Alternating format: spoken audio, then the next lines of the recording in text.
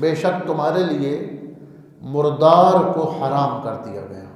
4 چیزوں کی صراحت کے ساتھ حرمت بیان کی گئی۔ جو مردار ہے وہ اللہ نے تم پر حرام کر دیا ہے۔ حلال جانور تھا لیکن وہ مر گیا ہے خود بخود۔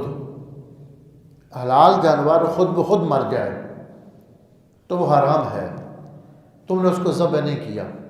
والدم، اور خون، قرآن مجید میں دوسرے مقام پر اس کی وضاحت کی گئی، تفسیر کی گئی کہ بہنے والا خون، جس طرح جانور کو آپ ذبح کرتے ہیں جو خون بہتا ہے وہ حرام ہے، لیکن گوشت کے اندر جو خون رہ جاتا ہے وہ بعد میں کاٹتے ہوئے اگر جسم کے ساتھ لگ جائے تو وہ حرام نہیں ہے، وہ بہنے والا نہیں ہے۔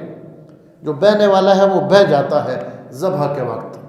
جب شرعی طریقے سے جانور کو ذبح کیا جاتا ہے تو اندر سے سارا گندا خون وہ نکل جاتا ہے، اور جب تک جانور تڑپتا رہے اس وقت وہ خون نکلتا ہے۔ جب وہ بالکل ٹھنڈا ہو جاتا ہے تو وہ خون سارا نکل جاتا ہے۔ اس لیے جب تک ذبح کرنے کے بعد جانور میں تھوڑی سی بھی زندگی باقی ہے تو اس کا گوشت کاٹنے کا عمل شروع نہیں کرنا چاہیے۔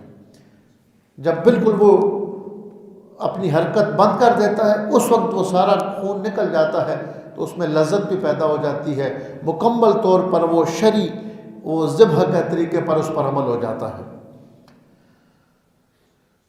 وَلَحْمَ الْخِنْزِيرِ، اور تمہارے لیے خنزیر کا گوشت حرام کر دیا گیا۔ وَمَا أُهِلَّ بِهِ لِغَيْرِ اللَّهِ، اور ہر وہ جانور ذبح کے وقت جس پر اللہ کے علاوہ کسی اور کا نام لیا جائے۔